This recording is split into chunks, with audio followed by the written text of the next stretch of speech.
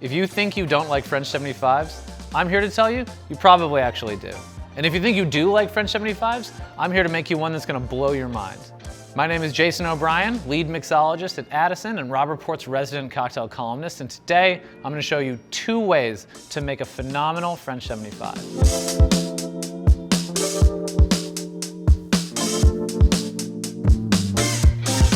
Everyone thinks this cocktail comes in a flute. If you order 100 French 75s, you're gonna get 100 flutes. And one of the really interesting things when I started researching this drink is I found that of the 14 instances of this cocktail I could find between 1927 and 1977, 11 of them say serve in a tall glass over ice. Originally, this drink came like a Tom Collins. It was a Tom Collins with champagne instead of soda water. That was a French 75. The flute thing only happened later, as far as I can tell, in the 80s and 90s, when everything with bubbles came in a flute, much in the way everything that had a teeny on the end came in a Z-stemmed V glass.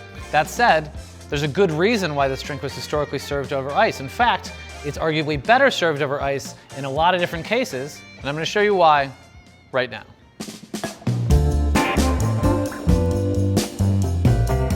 The French 75 begins with gin. I always grab a London dry gin for this, and my favorite is still Beefeater.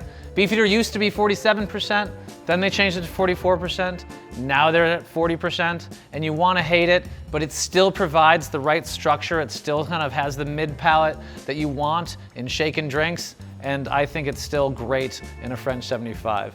And to start, I use 1 ounce of it. That said, if you wanna use another London dry gin, Tanqueray is great, Tanqueray 10 is great, Bombay Sapphire is great. What you want out of the gin here is a big juniper backbone. You don't want to use a new Western style gin like Hendrick's, which is absolutely delicious, but for a French 75, you want something with a little bit of backbone. You want the juniper to form the structure, otherwise it'll not have anything to support it.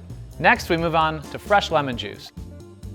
And we're gonna grab 3/4 of an ounce of fresh lemon juice. The lemon provides the acidity that you need, that will balance the sweetness that makes this drink so elemental and so satisfying.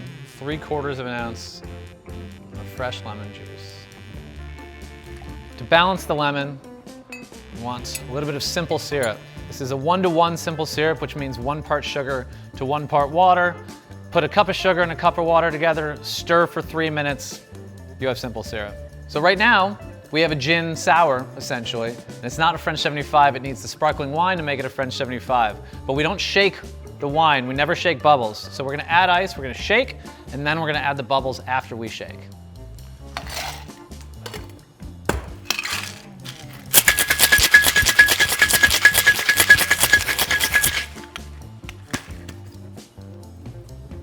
So this is Roederer Estate from Anderson Valley, from California. It is excellent, it is wonderful, it is delightful, but because it's not champagne, because it doesn't have the depth and the complexity of champagne, this is why we serve it on ice, and so I'm going to grab 3 ounces. You can try and measure it if you want to, although it will foam a lot in the measuring cup, and so I'm just going to pour 3 ounces into the cocktail shaker before I pour that into my glass. And what's nice about pouring it into the shaker first is that way you don't have cocktail on the bottom, wine on top, and then figure out how to mix them. Grab a tall glass and add some ice. Strain the cocktail off the tin over the fresh ice in a tall glass. And you can see, maybe it's a little bit more vivid now, the origins of this drink. It's like a Tom Collins with champagne instead of soda water. We're gonna garnish with a lemon peel. Express the oils over the top of the drink, so peel a bit of a lemon, the inside's here with the white part, grab the outside, aim it at the top of the drink, and you're gonna pinch, and the oils that are inside the peel will express themselves over the top of the drink. You can't see it happen, but believe me, it does. Because this cocktail's so pretty, I like to roll the lemon peel into a little rose on a pick, like so. This is the old school French 75.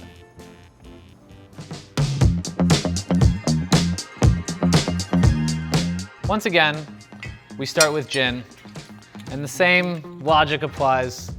1 ounce of a London dry gin.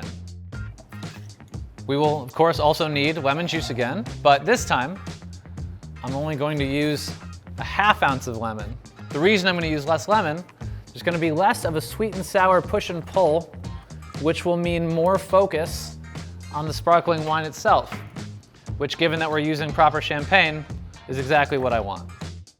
And of course, to balance the lemon, we need a little bit of simple syrup. Just as we did a ½ ounce of lemon, so we're doing a ½ ounce of simple. Add ice and give it a good shake for 6 to 8 seconds.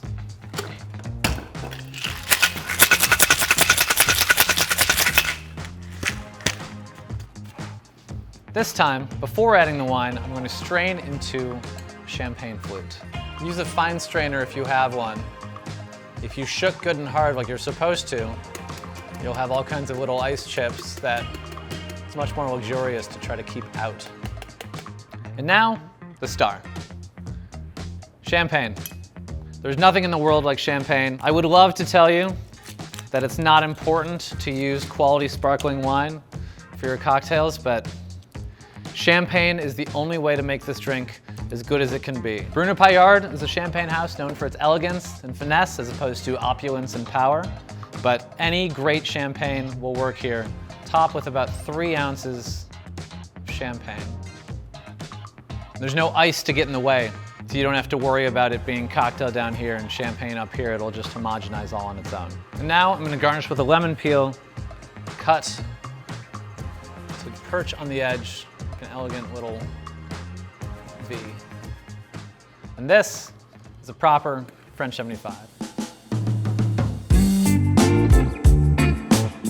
So let's start with the old school.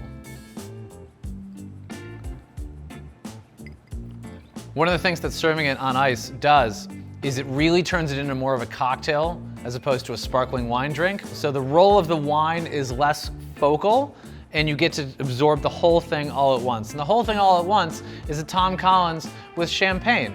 It is bright, it is light, it is zippy, it is refreshing, it is everything you could possibly want on a warm day. And it is really, really excellent. Let's compare that to the proper French 75.